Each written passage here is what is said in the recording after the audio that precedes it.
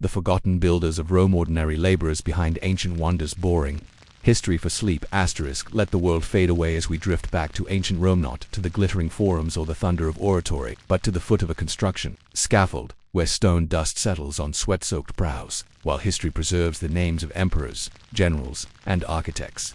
It is easy to forget that every magnificent Roman monument, from the Colosseum to the aqueducts, was built by ordinary hands, slaves, freedmen, and humble laborers. Picture yourself waking at dawn in the shadow of a rising amphitheater or the half-finished arch of a new basilica.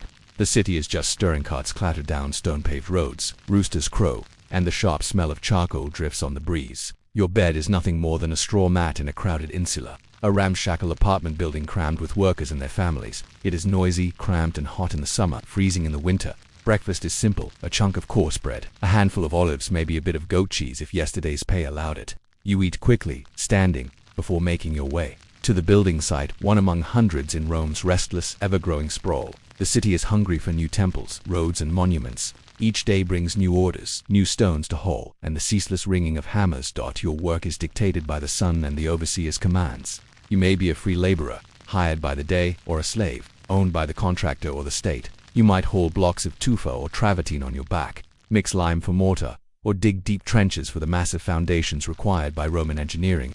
Others cut stone, chisel decorative friezes, or lug amphorae of water for thirsty men. The work is grueling. Heavy loads strain your shoulders and back, and your hands are soon covered in blisters and calluses. The foreman's voice is sharp, always urging greater speed. Injuries are common: cuts from sharp tools, bruises from dropped stones, or worse. There is little recourse for the wounded.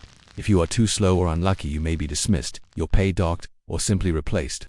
For slaves, punishment is harsher: a beating, or days chained to heavier work. Safety is a secondary concern. The scaffolding is made of rough timbers lashed together, and falls are a constant threat. Dust fills your lungs, and your tunic, once white, is stained with sweat and grime. You work under the gaze of passing senators and architects, who discuss the project's design, sometimes oblivious to the hardship beneath their feet. At midday there is a brief respite. You find a patch of shade, perhaps beneath the skeleton of an arch, and eat a second meal: more bread, a few figs, a cup of watered wine. Conversation is quiet. Complaints about the overseer, worry about pay, gossip about the progress of the works. Some men talk of home, of family left in the provinces, or of dreams of earning enough for freedom or a better job. After the break, work resumes. The afternoon sun is merciless, and the hours drag. By evening you are exhausted, your muscles trembling with fatigue. You return home, wash the dust from your skin at the public fountain, and collapse onto your mat. There is little leisure. Perhaps a game of dice, a song, or a tale of strange happenings at the building site. Rumors of omens or curses whispered among the stones. Still, there is a certain pride in the work. When you pass the city's gleaming temples or cross a broad new bridge, you know your hands helped to shape it. Your labor is anonymous, but the stones remember, long after names are forgotten. What did these laborers do when disaster struck, when buildings collapsed, or pay failed to come? How did they band together to seek justice, or survive in a city that cared more for marble than for men? As another pale Roman dawn breaks, you rise with sore muscles and a familiar sense of anxiety. Rome, for all its grandeur, is a city of endless construction, but also of constant uncertainty for those who build it. Today, whispers ripple through your insula. A scaffolding collapsed at the new bathhouse, and a laborer, one of your neighbors, was crushed beneath falling stone. There will be no compensation for his family. His name will not be chiseled onto the arch he helped raise. Such tragedies are not rare.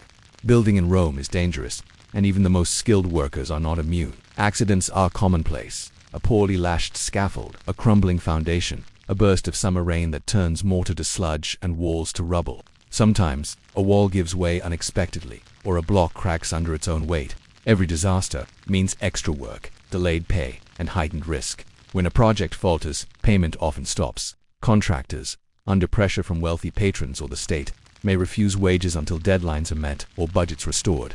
For slaves there is only more labor, but for free men, especially those supporting families, the loss of a week's pay can mean hunger, eviction, or a desperate search for new work. Some turn to petty theft, others to the crowded, cutthroat world of Rome's day labor markets, hoping to be chosen for work at the docks, warehouses, or another building site.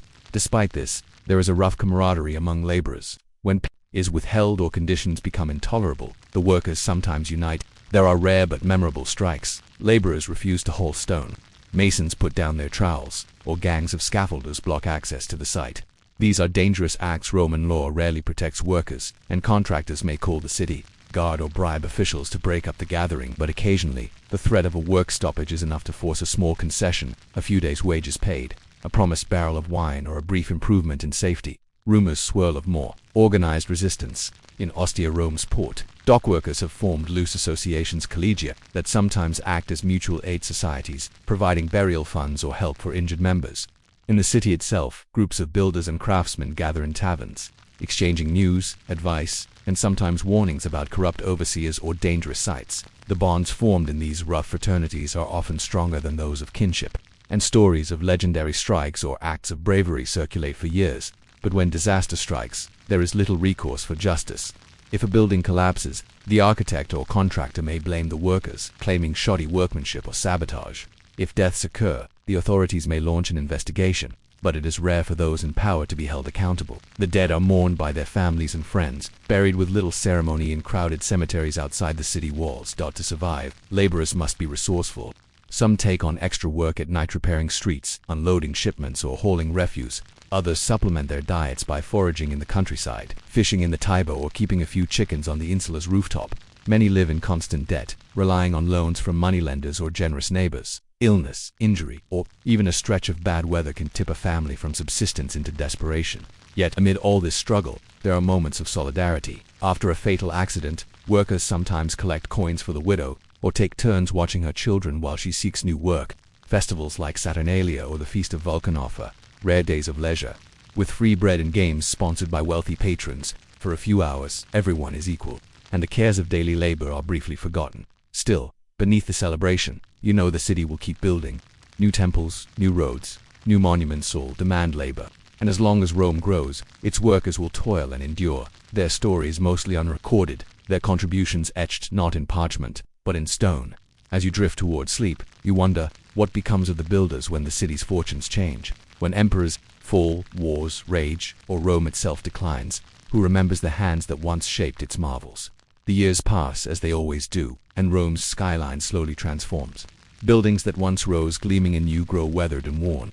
Some are patched and mended, others abandoned to weeds and pigeons. Emperors come and go, each eager to outshine his predecessor with ever more ambitious projects. Yet for the builders, each triumph and each setback blurs into the next another day of lifting, mixing, chiseling, and sweating in the city's relentless pulse. You have aged on the job. The young men who once joked and sang with you are scattered, some lost to accident, some to illness, some who earned their freedom are left to seek fortune in distant provinces.